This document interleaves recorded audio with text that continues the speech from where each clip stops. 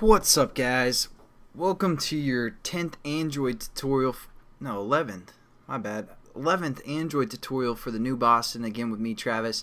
What we're going to do in this tutorial is basically set up some resources and then set up a background image for our splash screen that we're going to create.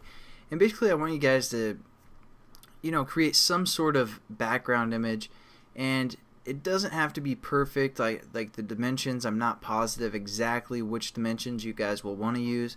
What I used for this image, I believe, was 400 by 600, and then just create something simple. It doesn't have to be beautiful or anything. Obviously this one's pretty sketchy. I just copied this off the New Boston website and then put a black background for the most part. And then make sure when you save it, it's all lowercase, and save it as like a PNG. So again, make sure the name is all lowercase. And then also you guys want to create maybe a sound that you might want to put in for application, because we're going to add a sound as well. Make that MP3. Again, make sure everything's lowercase. Otherwise you're going to get some problems. So I created both a sound and just a quick wallpaper. And what we're going to do is basically put those in the right place that we're going to need so we can use them in Java and XML and all that good stuff. So I'm going to open up my Finder, or basically, my computer or whatever.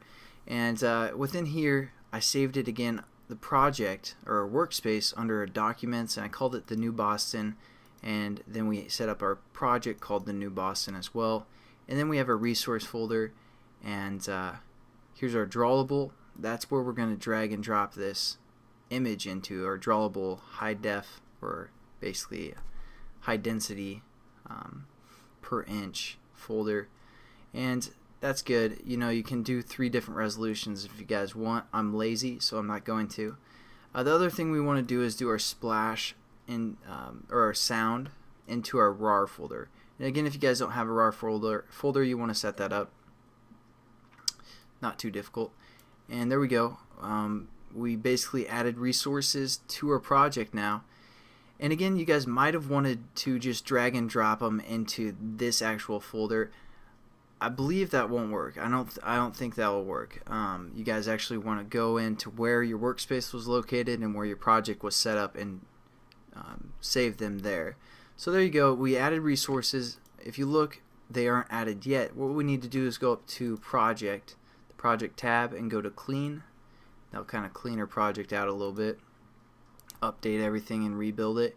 There we go. We have our splash background and our splash sound.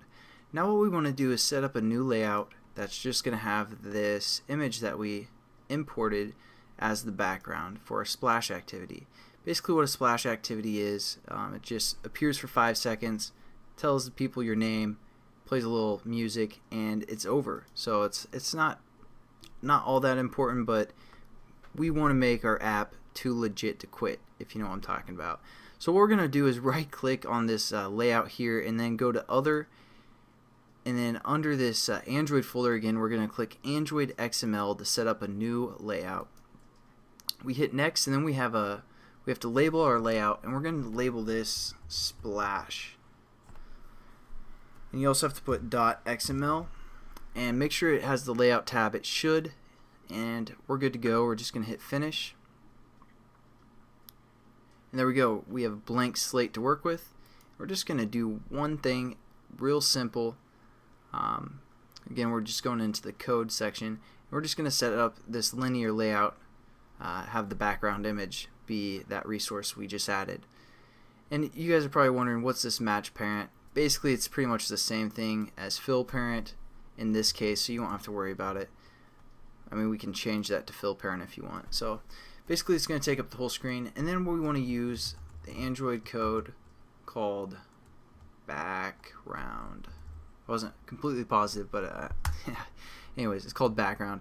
And then how we reference it, we're going to say @drawable. Well, let's just do it this way. Hit equals, and then @drawable / and then our actual image name. Again, you guys if you guys didn't label these properly, if you had like a uppercase letter, it's gonna mess up your project, then you're gonna get all confused. So make sure those are lowercase, and then clean your project again. So then we're going to say @drawable and then splash undercase background is what I labeled my background image as. And if you put the PNG or the extension, you're going to get an error as well. So you don't want to put the extension on when you're referencing your your drawable folder. Now we're just going to save it and check it out. Looks pretty fantastic if you ask me. So that's a quick tutorial, basically how to set up a new layout and use the background function from the Android and also get some resources in our project. So thanks again for watching, and I'll catch you guys in the next tutorial. Have a good one.